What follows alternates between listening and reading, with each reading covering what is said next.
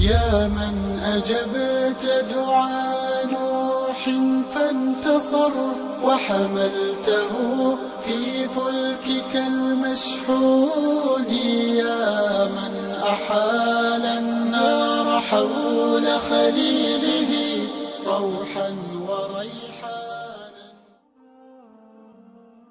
إن الحمد لله رب العالمين والصلاة والسلام على رسوله الكريم. Assalamu alaikum wa rahmatullahi wa barakatuh. Welcome back for a few words. Dhul Hijjah, day 29. And with it being day 29, it means tomorrow or the day after tomorrow will be Muharram.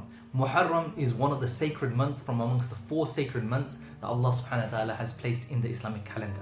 So we've had Dhul Qa'dah, Dhul Hijjah, and now we're in Muharram. And later on in the year we'll also have Rajab.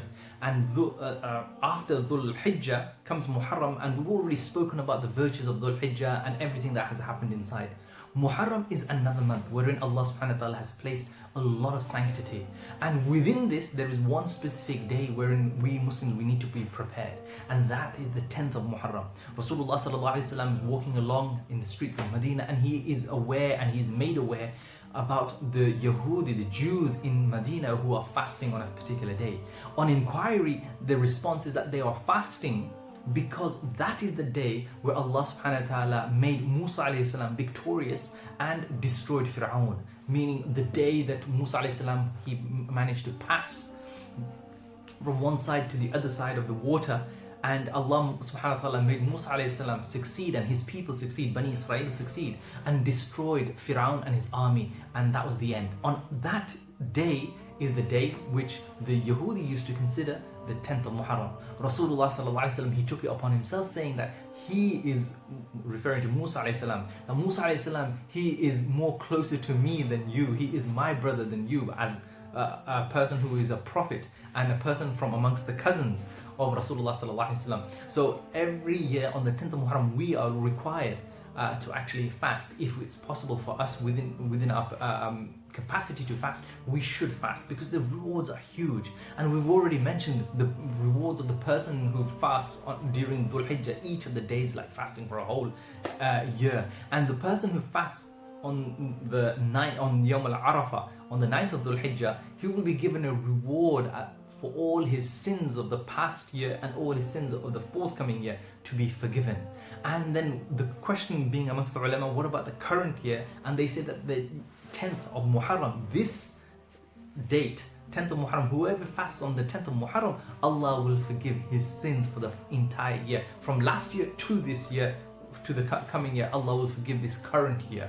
Subhanallah. So these are amazing rewards. And then Rasulullah sallallahu alaihi wasallam, to differentiate himself from the Yahudi, from the Jews of Medina, he said that don't only fast only on the 10th, but try to fast the day before or the day after. So a lot of the scholars say we fast the 9th and the 10th, or the 10th and the 11th. Whichever suits us, we just go along with that. But the rewards are there. And this again is a month wherein there's a lot of sanctity, so a lot of Qur'an recitation, a lot of adhkar. And this is the start of the new year. This is the start of the new Islamic calendar. Many virtues regarding that. Rasulullah sallallahu alaihi wasallam, in another hadith, it is said that Rasulullah sallallahu alaihi wasallam, he would not fast as much as and as many days outside of the month of Ramadan as he would in Muharram. Okay, so Muharram, outside of the month of Ramadan, Muharram is one of the months that he would fast the most. Again, the virtues are great. And may Allah subhanahu wa ta'ala give us tawfiq to actually practice upon this. Let's make this intention now. We've got a couple of days ahead of us. Depending on which day Muharram will be, we can prepare that from now on, 10 days later, I have to fast on that day. From now on, 10 days later, I have to fast on that day. Or either the 9th and the 10th, or the 10th and the 11th of Muharram, I will be fasting. And tell everybody, tell the whole family. And on that day, we should actually have a big iftar with the rest of the family and make it a feeling that it is a part of the Islamic calendar, as opposed to 1 or 2 individuals doing it. Let us as a family do it together, inshallah. May Allah give us tawfiq to practice upon this. Jazakumullahu khairan. Assalamu alaikum wa rahmatullahi wa barakatuh.